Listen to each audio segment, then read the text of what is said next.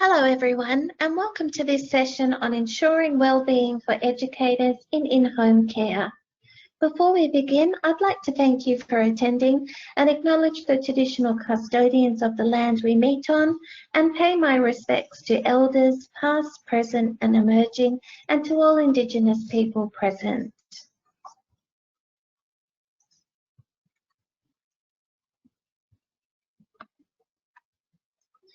The outcomes for today's session include the importance of wellbeing for early childhood educators and having a look at what is wellbeing, what are the benefits, and what are some stress factors in in-home care that can challenge our wellbeing. We'll have a brief look at the impacts of COVID and some support strategies. So what service providers can do to support educators and also what individuals can do to increase their wellbeing. We'll also look at places to get additional support following on from today's session.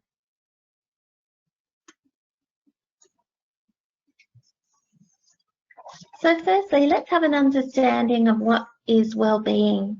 I invite you to reflect on the terms on the screen and see how many you can relate to in your work environment. These terms are often linked to positive wellbeing by early childhood educators. They include happiness, appreciation, being organised, having fun, being valued, personal growth, support, rewards, respect, positive relationships, kindness, and safe networking. So why is wellbeing so important? The role of wellbeing is really important when working with children, families, and colleagues. We know that working as an in-home care educator, your role can be complex, demanding, busy, and require specialised knowledge. Research has found that early childhood educators have a history of feeling underpaid and undervalued. Only in recent years have we seen a real shift in recognition of the importance of early childhood education and care, and how imperative it is to have qualified and dedicated workers in the industry. This respect within the broader community and recognition by the government has played a huge part in increasing our overall professional well-being. To be happy in our work, educators need to be recognised, appreciated, and supported mentally and physically. If you have positive well-being, then you're likely to experience the following: high levels of professional satisfaction, mental and physical health, be more responsive to the needs of children and build positive relationships with the family, be more resilient and cope with change, engage in teachable moments, increase productivity.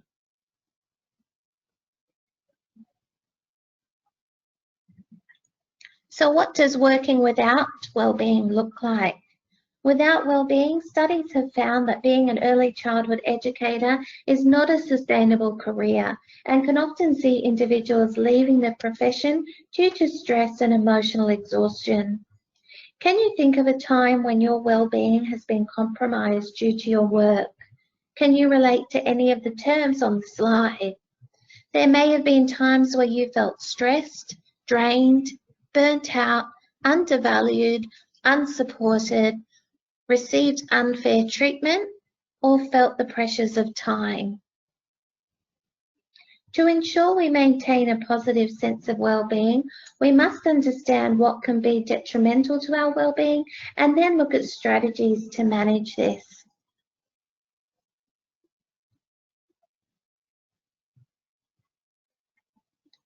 The nature of working as an in-home care educator can present challenges that are seen in all areas of the industry, as well as unique stresses. Here are a few common stresses encountered by in-home care educators. Having to suppress emotions such as frustration, sadness, anger, and anxiety, not wanting to show these to the families and children. There's a great deal of pressure of responsibility, so caring for other people's children and completing tasks. Work health and safety, so how to manage an unsafe environment. You can often be working long shifts or deal with family issues such as domestic violence, mental health, sickness, or disability. Educators also need to purchase age-appropriate resources when working with different ages, which can sometimes be stressful or provide a financial burden. There can also be payment issues, so contracts not renewing and families changing. Another common stress factor that was acknowledged by in-home carers is sick days and illness. So as educators, it's a reality of the job that you're exposed to illness and have a higher chance of being sick. You then have the stress of who's going to look after the children, and perhaps if working as a sole trader, you may be concerned about not getting paid, or if employed, you may worry about how many sick days you have left. In-home care educators working in rural and remote areas also have some unique stresses. These include isolation from their own family, friends and support network, living on the same property as the family, unable to switch off from the work environment, having less access to resources or less access to face-to-face professional development and training. Extreme weather events can be experienced and less opportunities to network with other educators.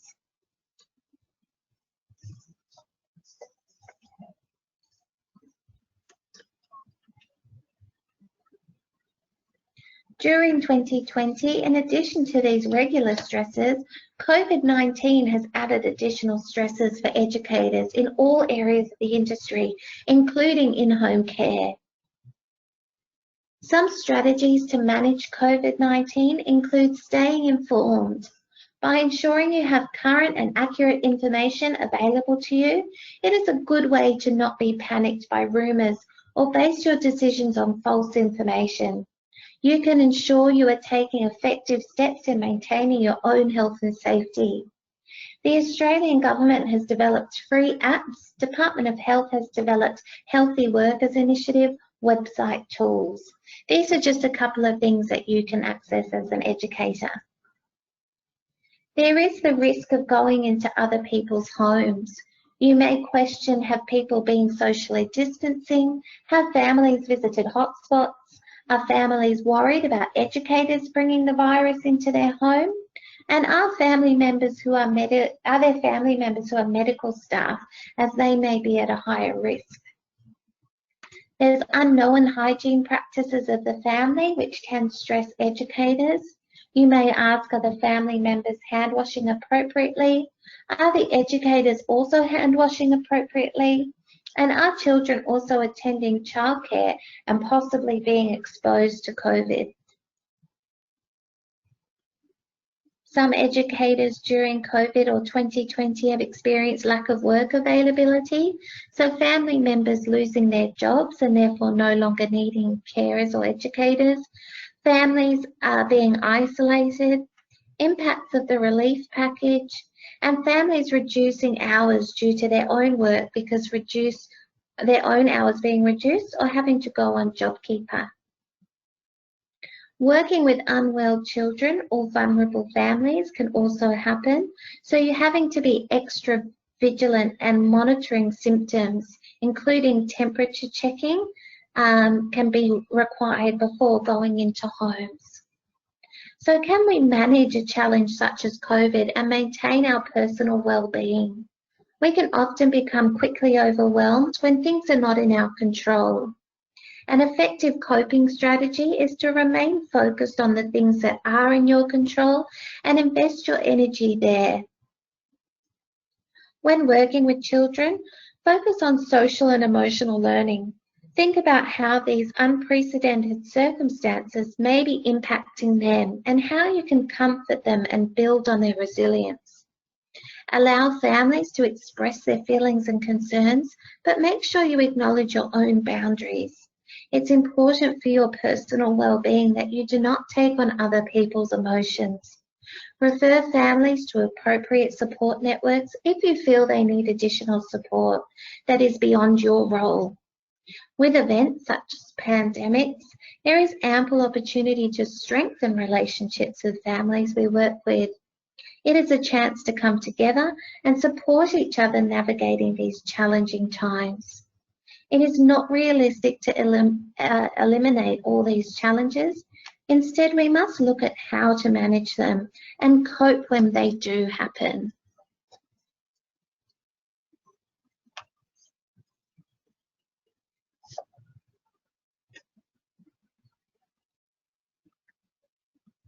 Educators' well-being can be influenced by many factors, and therefore it's the responsibility of everyone involved.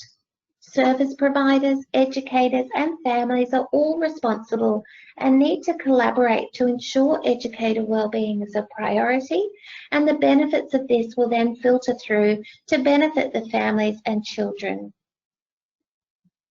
Some support strategies for educators include developing open and honest relationships with service providers, ensuring a culture of respect with families you work with, allow time for professional discussion with other service providers, try not to make assumptions, so maintain perspective, try and resolve issues before they become overwhelming.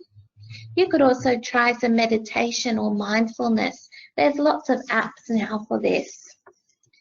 Make sure that you always ask for help when you need it. Remind yourself about your passions and why you chose this job in the first place. And the basics to ensure well-being. We need to sleep well, eat well, exercise, maintain a work-life balance, remain social, and ensure we have a professional network.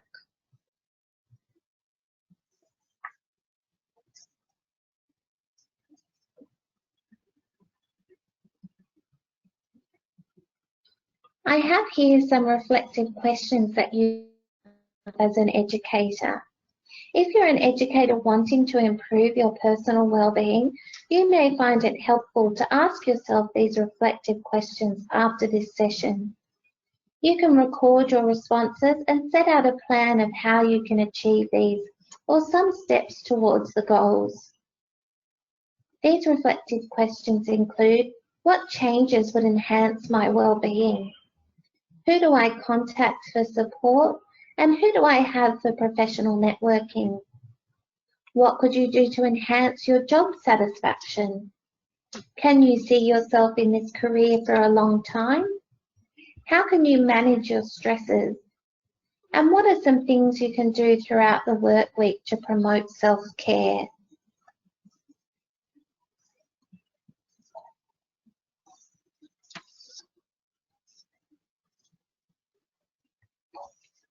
Following on from today's session, there's a lot of support out there for educators and for all individuals who can access this information and promote their own well-being. We have some on the slide here, and I'll go through some of them. The Smiling Mind app. This is where you can practice your daily meditation and mindfulness exercises, and you can do this on any device, including your tablet or phone. The Smiling Mind is a unique tool developed by psychologists and educators to help bring balance to your life. We suggest using this for approximately 10 minutes a day. The Educator Wellbeing Project, you can follow their page on Facebook for professional development sessions, networking, and articles related to early childhood education and care wellbeing. ASEQA has the hashtag Educator Wellbeing Wednesday. You can follow this hashtag on Twitter, Facebook, and Instagram for regular updates from ASEQA. BU is a website that has fantastic wellbeing tools, and there's a great collection of resources and support networking there. There's also Headspace, so this is a workplace resource, and it includes things such as videos, fact sheets for workers, and also information for managers to assist in promoting mental health and well-being in the workplace.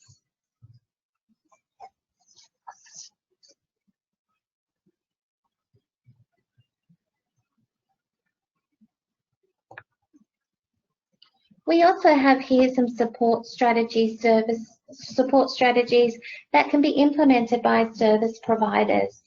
Strong leadership and management are imperative for educators' wellbeing and healthy work environments. Mentoring, time for reflection and discussion are key methods of enhancing workplace wellbeing. Always be open to contacting your family liaison facilitator or manager for support. So some support strategies that your service provider may implement include ensuring that policies and procedures are in place, ensuring educators have a person to contact and that they know who that is, staying connected with their educators, build a supportive environment, provide educators with recognition. Sometimes by simply having our hard work recognised can make a world of difference and be really motivating. Observe and monitor educator stress levels so that they can intervene before something becomes too bad. Gain feedback on professional satisfaction. Provide access to counselling. Ensure educators are having breaks and taking leave throughout the year. And acknowledge and plan for common stresses.